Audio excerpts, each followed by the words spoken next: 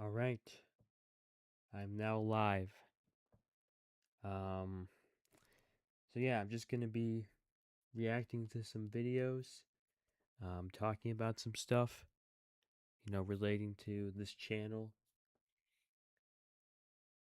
Let's see.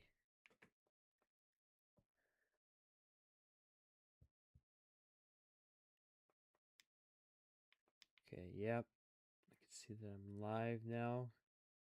No one's watching. Someone probably will join. Some people will probably join in a second. All right. So yeah, I was just gonna react to some videos today, basically like I did last time. Um, I don't know, maybe talk about some stuff, go over some stuff. Um, so I've been doing more approaching recently, and I I decided that I was gonna try to create some sort of like plan on how to get over your approach anxiety based on what I did, like to see if I could help someone um with my advice. So, like, this is just a rough draft for how to get over approach anxiety and start approaching regularly that I came up with. These are basically the steps that I followed to get over approach anxiety. Well, I'm not completely over approach anxiety, but I'm able to approach on a regular basis. So, so the first step I had was to begin to understand what cold approach is, why it's a useful practice, how and why it works, and that there's nothing wrong with doing it. So, what I meant by this was basically in order to be successful with talking to women, you have to have the right kind of mindset and understand the reason why you're doing what you're doing. So, for cold approach, it's the reason you're doing it is mainly because um, mainly because you're trying to meet women, but also because you're building a skill set. And cold approach is also important because you're usually not going to have, if you're like most people, that struggle with dating, you're not going to have access to women, just organically. You're going to have to go out and find women. And, the dating apps, are very skewed. It's very hard to find, a woman to date on the dating apps. So the way you can kind of overcome that is by cold approach, using cold approach and I guess volume maxing with cold approach, because you can basically talk to as many women as you want with cold approach. Whereas on dating apps, like it purposely limits you to the amount of women that you can talk to, and most of the time you're just gonna get ignored by the vast majority of women on dating apps. Whereas in real life, if you talk to a woman, um, she's much, she basically is socially obligated. Not obligated, maybe that's a strong word, but there's a strong pull for her to respond to if you go up to her in real life. So those are essentially the reasons why it's important to approach. And then I wrote action. So you have to turn your knowledge into tangible action. And what I basically meant by this was that you have to not just think about it. You have to start doing something that um, just start doing something at all, anything at all that gets you a step closer to beginning to talk to women regularly. So this could be just walking around outside, just creating a routine where you go and walk around outside. You could start by just going to various locations in your city and trying to find the place where there are the most women to talk to. It's like you just have to normalize this as a routine that you go outside and that you look at women and you think about approaching them.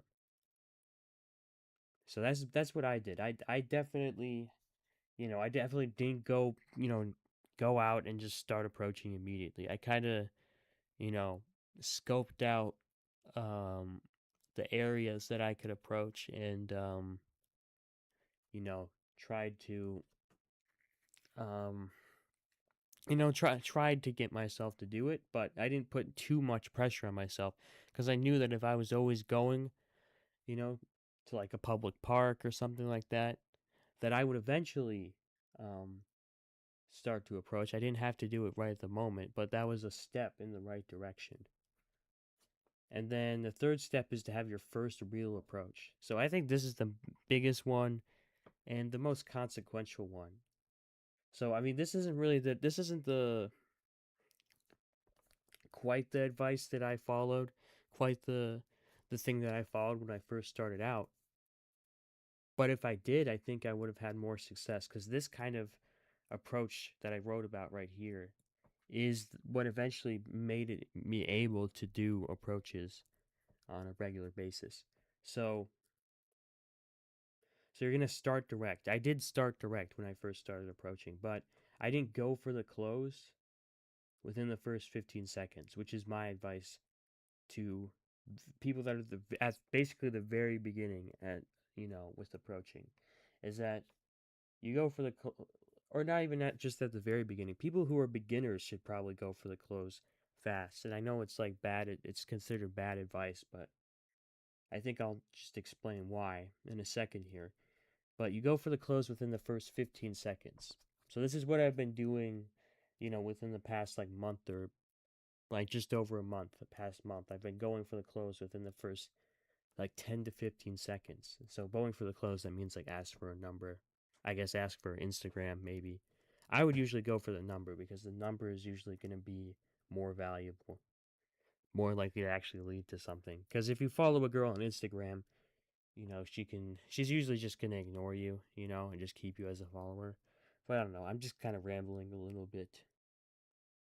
But yeah, so you go for the close within the first 15 seconds because this is going to force her to say yes or no.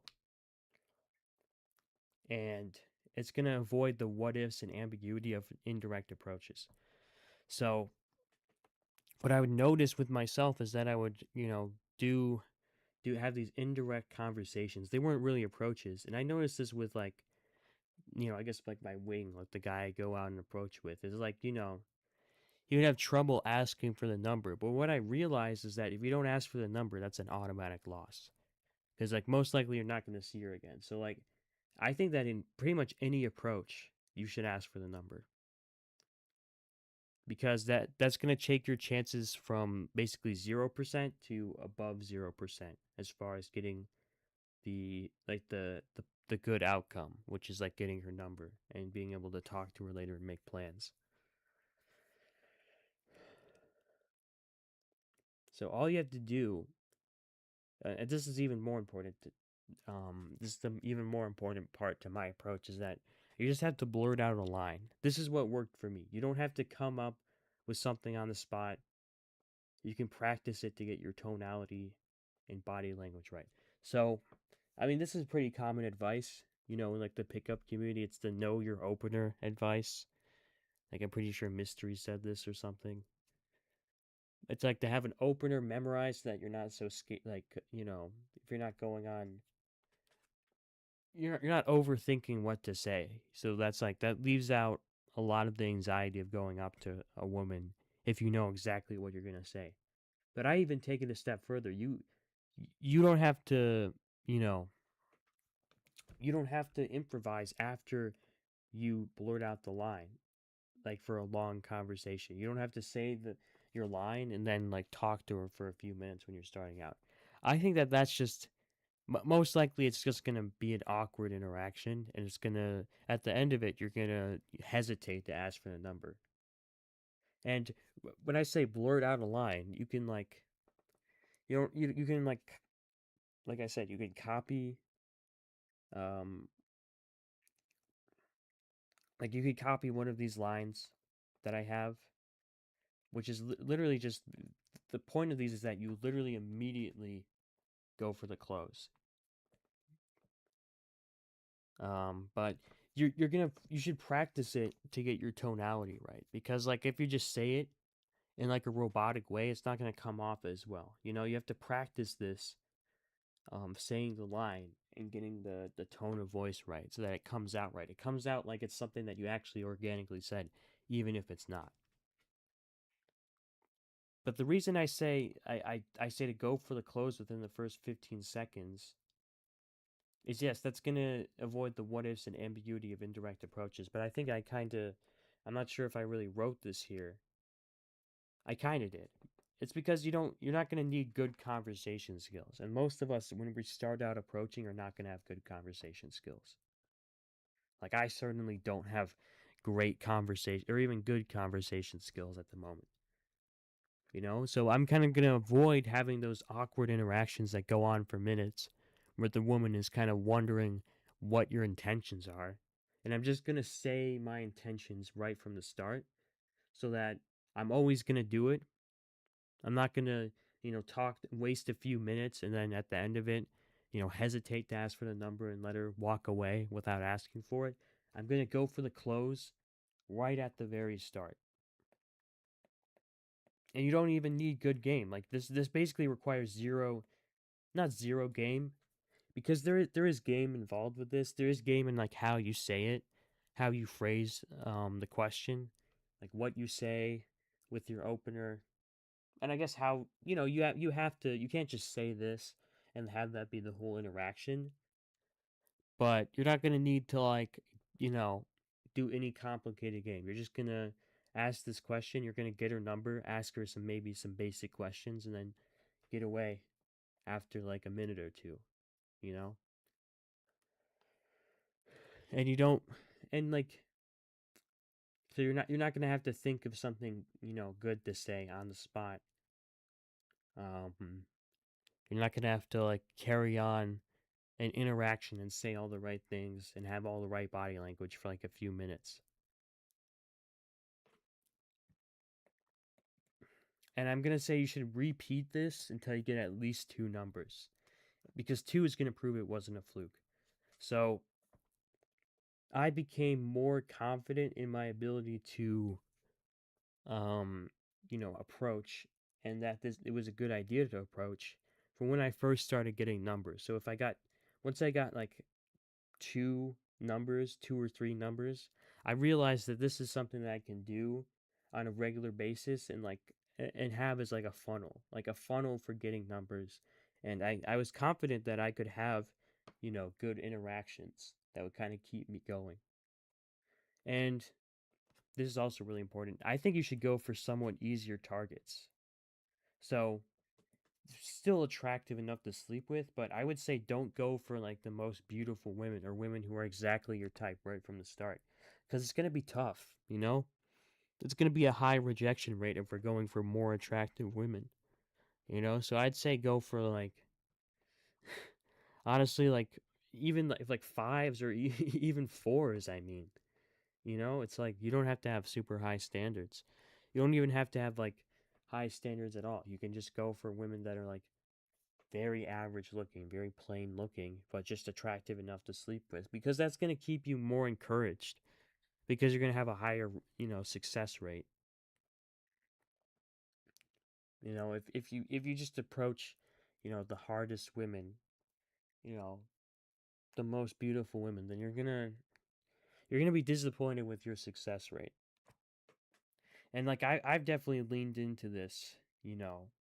I'm usually haven't been going at this stage for like the women I find the most attractive. I'm honestly still kind of scared of approaching the women I find the most attractive. And easier targets doesn't just mean attractiveness.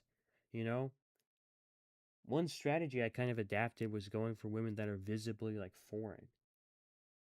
Cuz I was thinking that I was thinking about like they come from a different culture. Here in like the West in America, there's a certain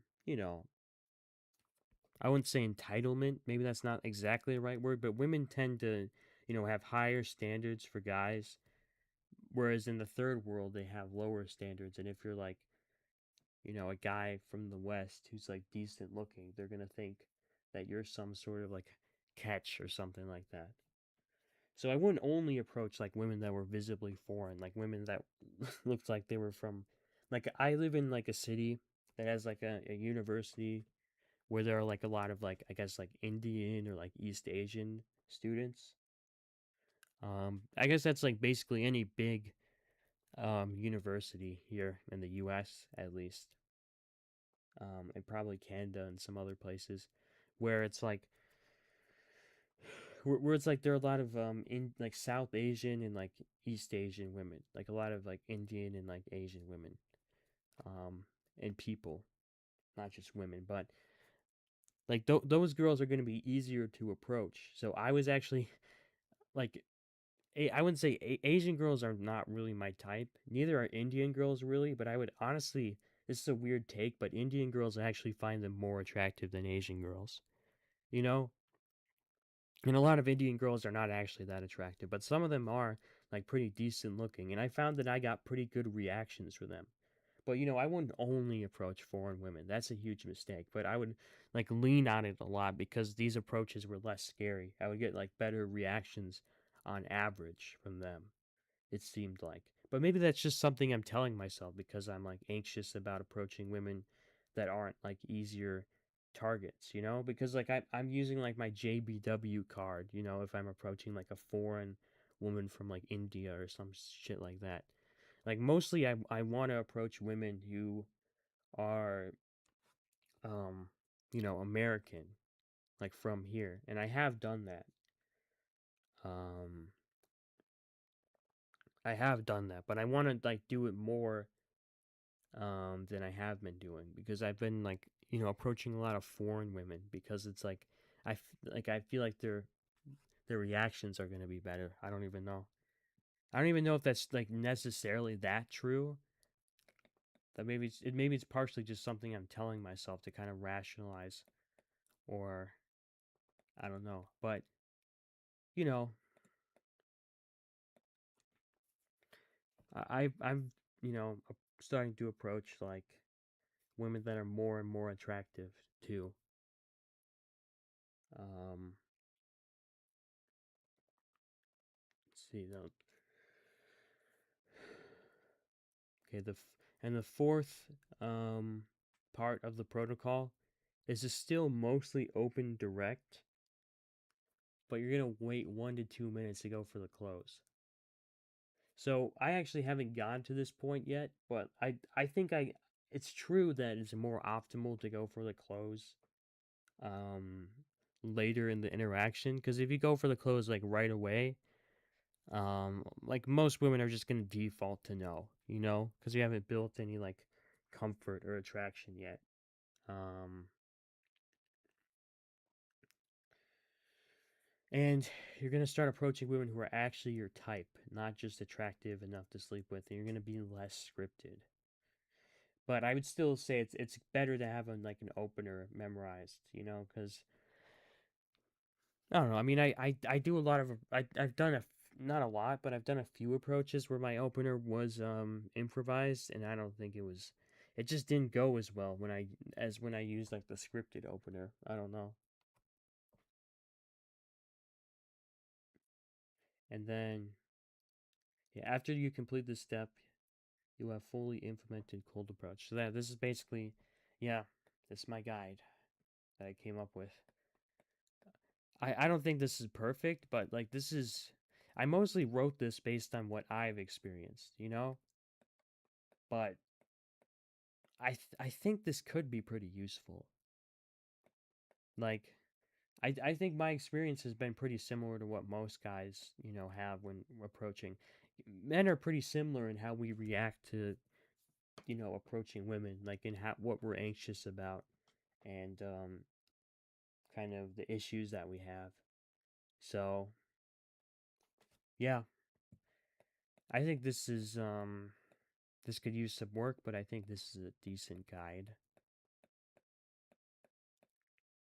at least from my personal experience. But yeah, I'm going to start reacting to some videos here.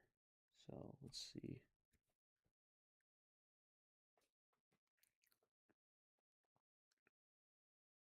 Hmm. So this is the Subhuman Slayer. Um, I found this guy like a while ago, like maybe like right before I created my channel. I found this guy. I think we were supposed to like do like a collaboration. Like I commented about that, and he commented on a few of my videos. It just never came to fruition.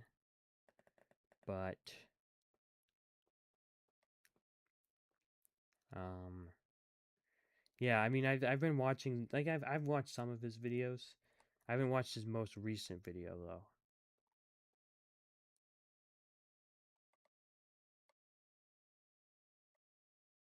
So I think I should watch this. But what really attracts women? All traits ranked.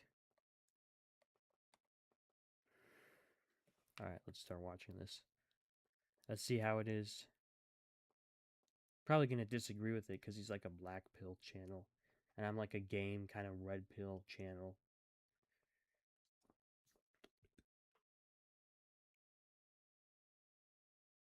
What's up, my ninjas? And today we're going to be talking about what really does attract women. Because there's a lot of misinformation about it from the blue pill, the red pill, and also from the BP. There's a lot of extremists that want to make things look worse for you than they actually are. And we need to correct that. Because